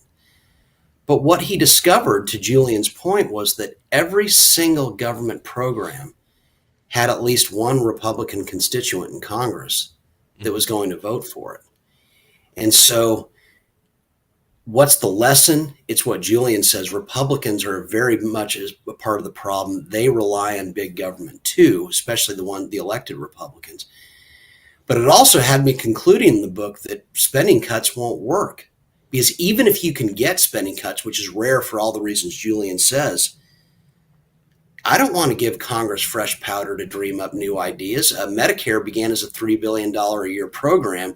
It's on the verge of a $1 trillion a year. Spending cuts, I argue in the book, would actually lead to bigger government, not less. And for me, I've been arguing for years, spending cuts. No, I reject that now. I don't think they'd work. I don't think they'd shrink government. So how does the government consume less money if it doesn't get smaller? Well, let's look at it this way. If the three of us save $1,000 this week instead of spend it, does the $1,000 not get spent? No, it's spent. It's just loaned to someone else. It's directed to someone else. So if the federal government reforms Social Security and Medicare, two programs that I don't like, will that shrink government? No, it will just give the government trillions to spend on new ideas that can grow, and that will attract constituents on each side as they grow. So I argue in the book that keep Social Security and Medicare, not because you like them, but because they limit the ability of Congress to dream up new programs, as does all the interest payments. To me, these are the three biggest barriers to government growth. I know that's odd and counterintuitive. And so I'm saying keep them around so that we can have a discussion while they're consuming ever more of the government budget and its borrowing and all that. Keep them around so that we can have a real discussion about actually doing something to reduce tax revenue in the future, so that we're not as good of a loan as we are right now. I know that's incredibly counterintuitive, but look at what's happened over the last 45 years. Again, $900 billion in debt, borrowing at 11% in 1980. Now we've got $37 trillion and we borrow at 4%. That is the markets telling us that in 10, 20 years, especially because AI is going to supersize an already massive economy, the size of government's going to grow because tax revenues will skyrocket unless we really bring down taxes, not Laffer curve, but actually bring them down. And it tells us that the deficit at $37 trillion is small to wherever it's going to be. So the solution is bring down taxes first, shrink government later. Not the other way around. Yes. Because if you shrink government, you just free up dollars. I'm saying if you actually reduce taxes so low that government revenue started to decline, watch two things. Okay, for one, the economy grow because all this wealth is staying in the private economy. But watch as lenders start saying, well, the U.S. is not as good of a loan now because they're committed to reducing the flow of dollars to Treasury. And so we're not going to lend to it as readily as we have. And so you'd expand the economy while actually shrinking government. You're just not going to shrink it with spending cuts. simply because the money is someone is going to speak for that money. They're not going to burn it up. They're not going to give it back to us. And so what do politicians do? They spend it. They'll just come up with new ideas. Let's not give them that chance. Clog dancing in Liechtenstein. Hey, I can't disagree. I've seen a litany of studies and grants that the federal government has given to all sorts of universities to do absolutely obscene and ridiculous things. At the beginning of the 2025 fiscal year, I wrote a article reimagining the fiscal year 2025 budget where I got rid of the income tax, capital gains tax. I basically got rid of most of the most popular taxes that everyone knows and can readily just, spout off. And I brought the government to parity, to just parity. No extra, no debt, and I forced us to have to pay down our debt at the same time. So we had X amount that we were required of taxable revenue that went towards the actual budget, that went towards our actual expenditures, and then we had the rest went towards servicing the debt. I love it. With just going back to the one thing you said earlier, when you pay down your credit card, they usually expand your limit. Mm-hmm. And so I still want exactly what you've done, while saying, again, I don't know how you say it, but you have to make it clear that, this is going down, down, down.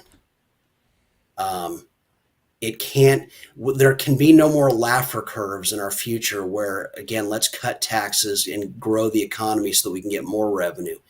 We have a too much revenue problem. That's exactly what you've said. And we've just got to make sure that we're not on the path to raising more revenue in the future. Interestingly, I'm sorry, go ahead. Yeah. Well, yeah, that's just the path to more and more debt every time. Well, we're here in New Hampshire. They recently got rid of the interest and dividends tax. They've been lowering business taxes systematically over a number of years. We do not have a sales tax or an income tax. And they have often said what you often hear, which is if we lower the tax, we'll get more revenue. And initially we did, but lately we haven't. We've actually been getting less revenue. And I just found that really interesting. And I know they want to keep cutting taxes. And I don't know if they're thinking this the same way you are, but the parallels seem obvious to me now. Yeah, so now we have to actually shrink government, which is the part that gets uncomfortable because, like you said, like we've covered, every single one of these programs has a Republican constituent it pulls on their heartstrings. Whether our state reps don't really get paid, and our state senators don't really get paid, so it's more about pulling on their heartstrings than it is anything ideological. It's so true. Let me try this on. I'm curious what you guys think. I am not for a second against zero state income tax. And I think an income tax is the worst way to raise government revenue in the first place. Here's my one problem. I want the biggest tax bill for Americans to be in the cities and states they live in. Mm-hmm. And I want the smallest to be federal. And I'm still bothered by this when Republicans say, well, the SALT tax subsidizes California. Oh, nonsense. California is harmed by all that government spending in the state. And I want to keep all of that California wealth in California. I don't want it going to Washington, where think of West Virginia. I'll go to my grave saying West Virginia wouldn't be so poor today if so much wealth from Massachusetts and California and New York hadn't been flowing to West Virginia all that time, propping up what doesn't make sense economically. And so I like the idea of SALT. I just want to make it a SALT credit, as in if Californians want lots of government, keep it there and deduct it against what goes into federal, so the federal government doesn't have the means to do the damage that California's government is doing to the state itself. But I can't convince anyone on our side of that. They say, oh, you just want to subsidize red states or blue states. I said, no. I want them to keep their damages local. But everyone keeps saying, no. We've got to make sure that money's getting to Washington. All right. Reached the end of the segment. John Temney, author of Deficit Delusion, Why Everything Left, Right, and Supply Side Tells You About the National Debt is Wrong. Where can they get your book, sir? Everywhere? Oh, on Amazon. Buy several copies, give them out to friends, tell friends. There's lots of other books to buy. Everybody needs I've got a wife and 2 table. kids, all that. Yes. All right. Thanks, John. Thank you very much for being here today. We hope to have you back. We can talk about more economics or whatever else. And you have a great night. Thanks so much for having me on. You're welcome. All right. That's the end of that segment. And this is Granite State Live. I got that part right. Coming up in the next segment, we have, I'm not on the right page. Who's coming next? Julian, help me. I don't have it right. We have a couple Cuban immigrants who are going to be coming on to discuss warn of the perils of socialism and why Democrats love illegal immigrants so damn much. All right. That's coming up next. This is Granite State Live. Stay tuned. We'll be right back.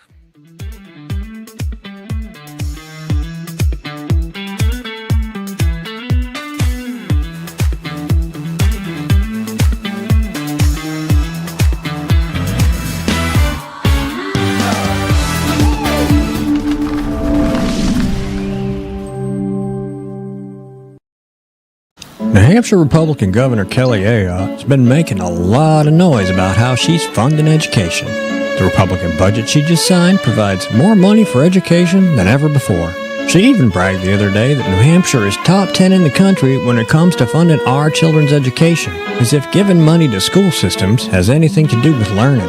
If you look at the math, and if you got schooled in New Hampshire, the odds are good it's not your best subject. It's the exact opposite. The more money we throw at schools, the less kids learn. We're committed to wasting money on an experiment that failed, unless wasting money to drive parents to homeschool their kids was the goal. We prefer to pick on Democrats, lower hanging fruit and all that, but our rhetorical woodshed doesn't discriminate. If that sounds refreshing, you need to check us out. This is Steve McDonald for Granite Rock, and we'll keep shining the light on them for you.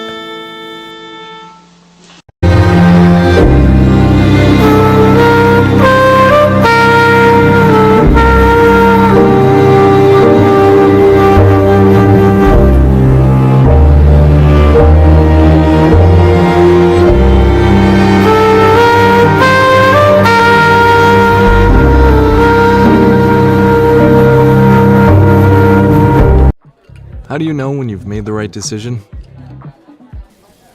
It's the feeling you get in your gut. The one that tells you what's right or wrong. It's the one that says, sure, I can have a drink. Or the feeling that says, okay, I've been drinking. Now what? It's the voice inside you that says, I'm buzzed. Better leave the car when it's time to go. Plan ahead. Catch a sober ride. Buzz driving is drunk driving.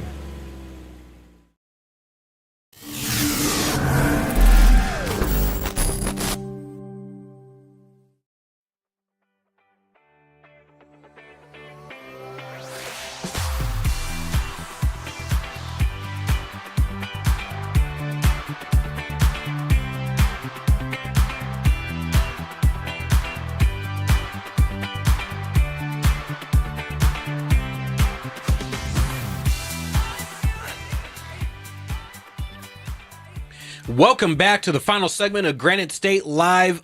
Once again, we're going to have another fire conversation for you.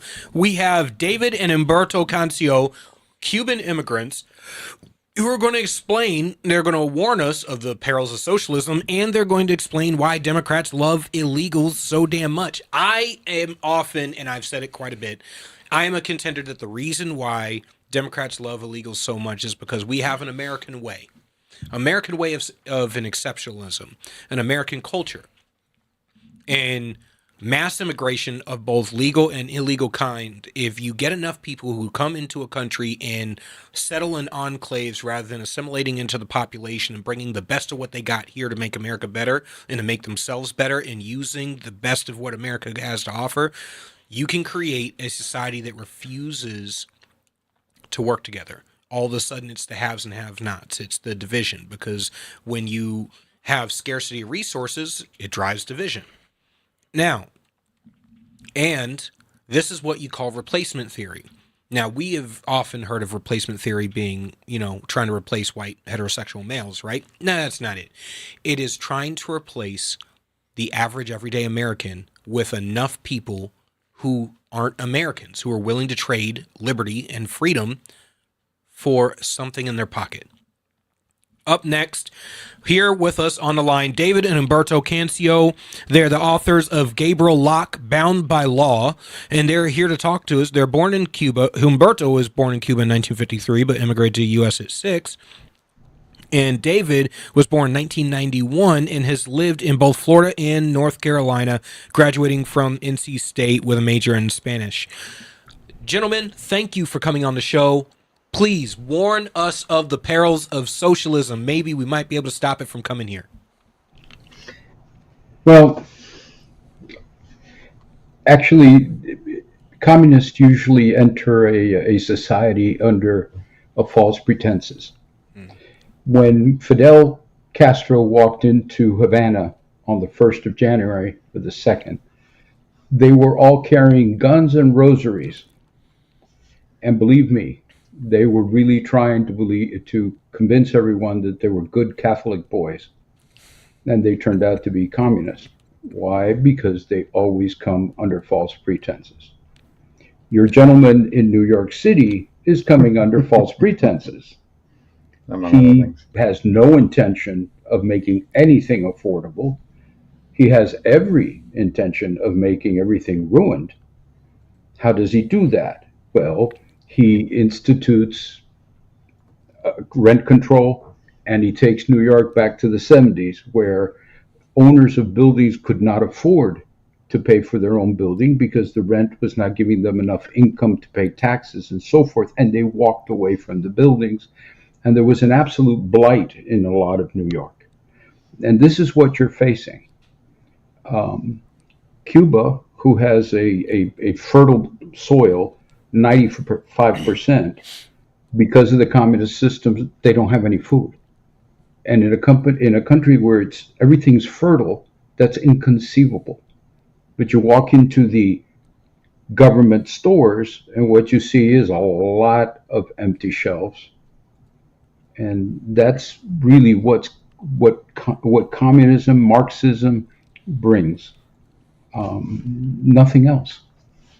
I 100% agree. I often say that communism, Marxism, and all of its forms brings death, poverty, and destruction under the guise of nicely worded phrases and hope and change. And we're gonna use the Democrats have been doing this for years. They use a calculator of sorts that uses the positivity and negativity ratings of words and strings them together in such a way where you feel really, really good, but you don't understand shit that they actually said because they didn't say anything of any value whatsoever. And what they really mean is you're going to own nothing and you're going to be happy. And if you're not happy and you say it out loud, we're going to shut you up. Yes. In Cuba, they did a lot of shooting, a lot of dead people. Mm-hmm. I know my father was sitting on trial for treason and escaped by a miracle of God. And the prosecutor requested that the court give my father a death penalty by firing squad if guilty, and if not guilty, 10 years. So that's what they bring. Yeah. So I've watched South American country and Central American country after country devolve into socialism over the years. Some of the most beautiful, fertile countries, economically sound, have all the resources to be absolutely fantastic. Most recently, in the Caribbean, we've watched Venezuela under Maduro start to fall. What used to be one of the richest countries in the area with one of the largest oil reserves in the world has now fallen to despotism. And it's looking like we might have to go and fight a war there. Yeah, and part of the reason for that is, it started with Chavez, really just a lot of those ideologies that came from the left. The Cubans that had left Cuba and went to Venezuela were kind of signaling to everyone, don't listen to this guy, don't vote for this guy. We've all seen this picture before. I feel really bad for them because they left Venezuela thinking that they'd get away from the situation, only to come back to it a couple of years later. But when you look at Venezuela and you look at a country that has nickel, cobalt, oil, gold reserves, I mean, they have all kinds of natural resources. They're at least from a resource level and from an economic potential level, they're one of the most impressive countries, really, not just in South America, but actually in the world. They have all kinds of rare earth minerals, et cetera. And so, how do you take one of the one of the best countries in the world for oil production, and you bring this nut job into the picture, and all of a sudden they don't even have enough petroleum for their for their ambulances? Inflation's gone through the roof. I mean, anybody wants to pretend that any kind of system like that is going to be beneficial is horribly mistaken. And I think the problem is that people feel so desperate right now, that they're clinging on to anything that they can. And from Cuba to Venezuela to other places, I mean, this is really what we see. I had the opportunity to interview a woman who fled Venezuela when it was taken over, and they were very wealthy and they had property, and they were lucky to escape with their lives with what they could carry. So I think, I'm going to go find that and rebroadcast it, because, I mean, when you hear it from somebody who lived it in real time, it really shakes you up. And then you look at what happened to this wealthy country that had all these great resources and what it looks like now. You get a serious balance of just how bad Marxism and communism is for everything, not just for economies, but people. I think I've often said there's a balancing act and almost a stark division between people who experienced the country before the fall into communism, before the fall into Marxism, and then what happened after. They go around the world telling everyone, don't do this. Look what happened to my once beautiful country. Look how they destroyed it.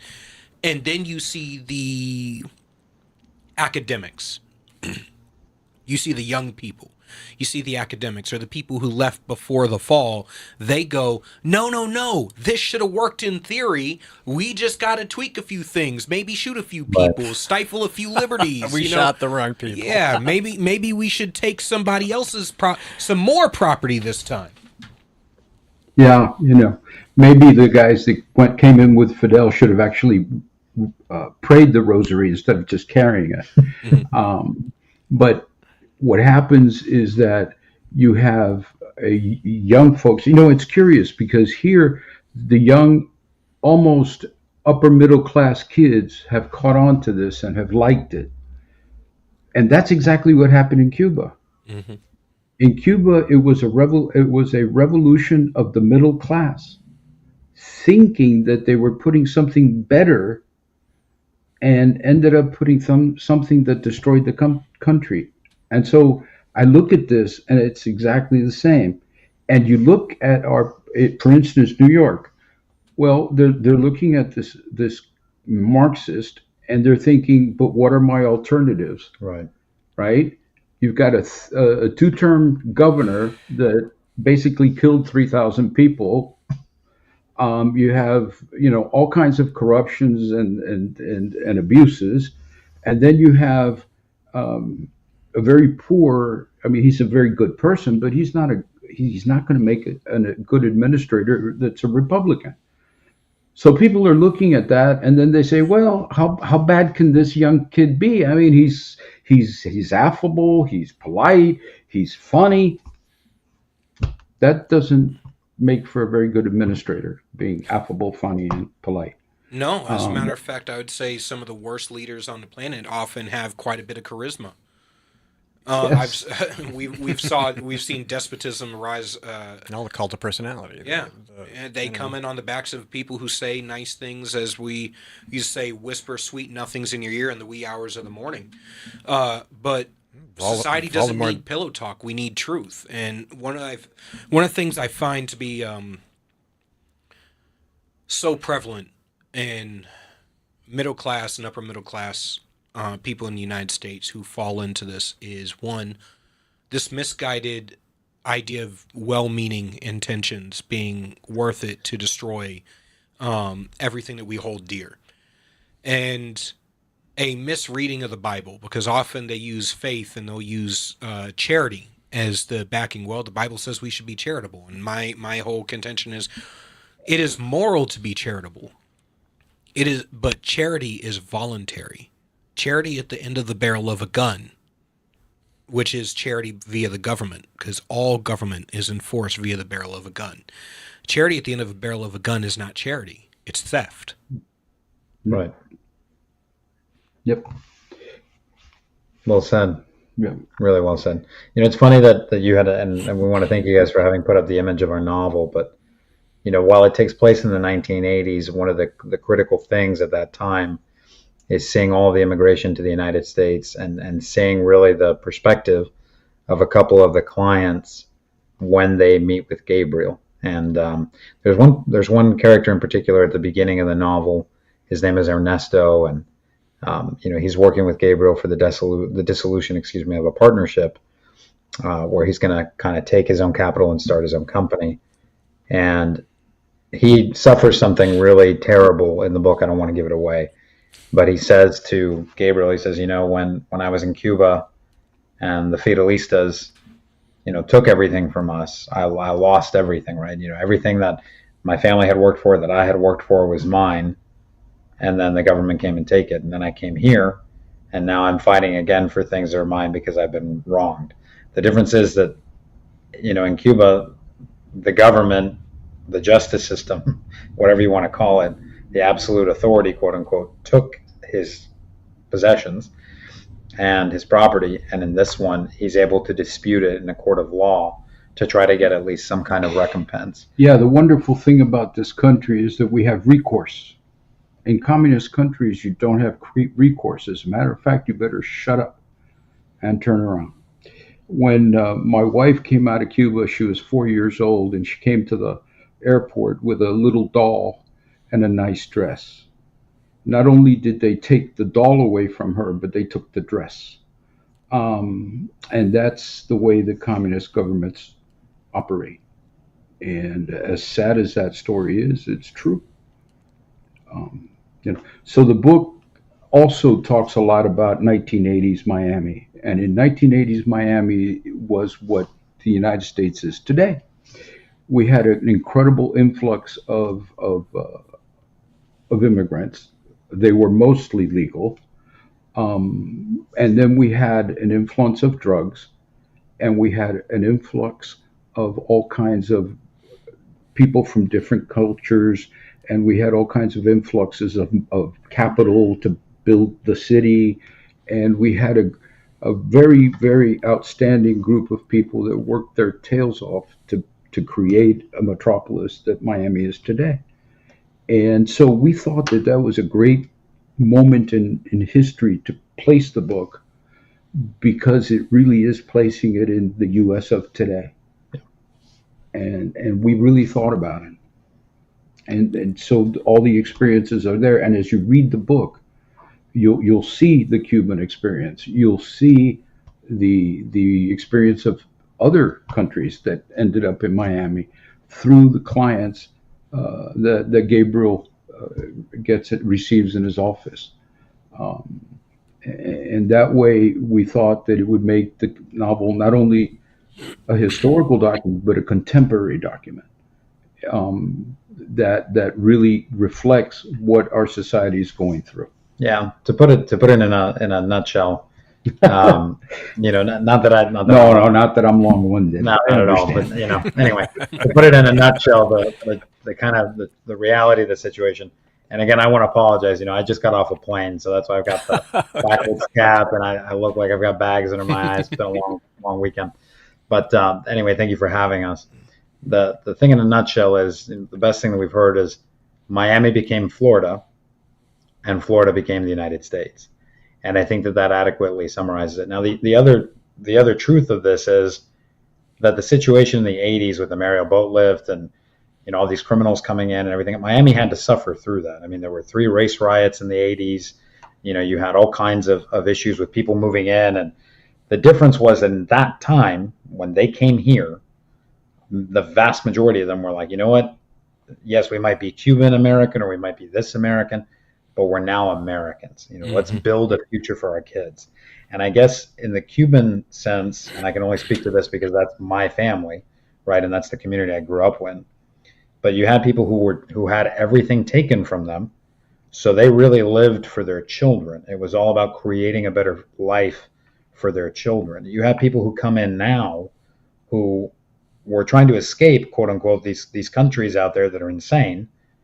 And instead of trying to provide a better future for their children, they're providing exactly what they supposedly left for everybody else's kids. And that's kind of the issue that we're having. And hopefully we will completely clean this up and get out of there. I mean, we all know this last election was absolutely a mandate from the American people to clean up more than just corruption in the government, but really corruption in our country as a whole, and our communities and everything else. I sure hope that that's exactly how the average American sees it, is that this last election was a mandate to clean things up. We're conservatives here, so I often lambaste the Republican Party for their apathy and their reactionary methodology. And too often I find Republicans talking a good game but not delivering. And I'm excluding Trump because Trump is legitimately trying, but I find that the GOP in general seems to be trying to wait him out. They seem to be trying to hold on to the 2026 election, watch our majority, diminish so that they can make Trump a lame duck president in his final 2 years in office and be able to go a different way in the 2028 election. Mind you, I don't think that anybody who is not Trump-esque or in Trump's orbit is going to be the presidential candidate in 2028 for the Republican Party. I think that the transformation that we've seen, this America First attitude, is going to translate into generations now, especially as we're going after young men. But I think the thing that I take away from the growth of Miami is quickly becoming the fastest growing city in the United States, and exhibits American exceptionalism and the beauty of what we call a melting pot, where everybody comes here and becomes American. And I wish there were more cities in the United States that would follow that lead of unfettered growth, of unfettered capitalism, of reach for the stars, and even if you don't land in the stars, you'll land in space, you'll land on the moon. I agree with you. It's amazing how Miami grows. We're living up in Palm Beach, and every time I have to go into the city, I call it the city now, it sounds like New York, but I go into Miami, and I marvel at how many buildings have been up since the last time I was there 2 weeks ago. It's incredible. I marvel at it, and it's because people in Miami want to do well. People in Miami love the city and want to see the fruits of their labor multiply. And there's all kinds of languages happening and everything, but there's no more displacement. Right. Mm-hmm. Displacement took place in the 80s, and it was a difficult time, but Miami survived. The only thing, and I think David hit it on the nose, is that everybody wanted to be an American. I'm not sure that's what we got this time. Well, as a matter of fact, I'm pretty sure we didn't get it. Are you talking about Miami, or you're talking about the country as a whole? I'm talking about the country, the last 4 years. Oh, yeah, the people, the folks that came in. For the love of God, let's not talk about the last 4 years.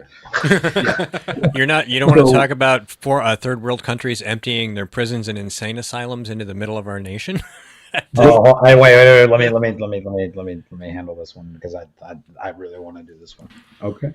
With the Mariel boat lift, right? When people had to go back to Cuba to pick up their relatives, the Cuban government basically said you can't go unless you take these people with you. Mm-hmm, mm-hmm.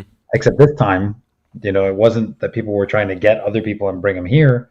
It was our government saying, "Oh, you've got your worst? Bring them here. Come on in.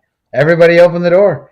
the National Guard and everybody else, Border Patrol. Let's just everybody stand down. I've never seen a government work in such an efficient manner to destroy the very basis from which it came. You And know, I've only seen that really in the last 4 years, at least. I'm 34, so there's only so much I can see. But I'm just looking at this going, you're supposed to be representing the people that voted you in, and I know that not everybody voted this in, and this is what it is. it's funny because Jimmy Carter, the second worst president in our history, he handled. It's the truth. It's true. It's true. He's bad. He handled Mariel completely different. He set up camps. He vetted the people. He realized that there were crazies and prisoners and all kinds of things, and they were sent to appropriate places. They built a huge camp in Arkansas where people went to, and they were held there until such time that they were completely vetted. The only people that managed to go directly into society were people who actually had relatives here and could actually sign for them, verify for them, and go through all the steps. So even though it was an uncontrolled entrance into the country, there was a control set up immediately. There was no intent to do that this time. None at all. No, as a matter of fact, control would have been the last word I would have used for anything that we saw. And, I'm going to suggest another thing that they did too, which we haven't talked about. All these people that have come in have gravitated toward the blue states because they feel more protected. And at first I said, well, why would they want all these people to come in and then gravitate to states they already dominate? But I forgot. Population determines the House of Representatives. Yep. And so what they've done is pack the states that are losing population, California, New York, with new people so they can maintain those states and not lose every single election in the future. Absolutely. And it's a very curious observation.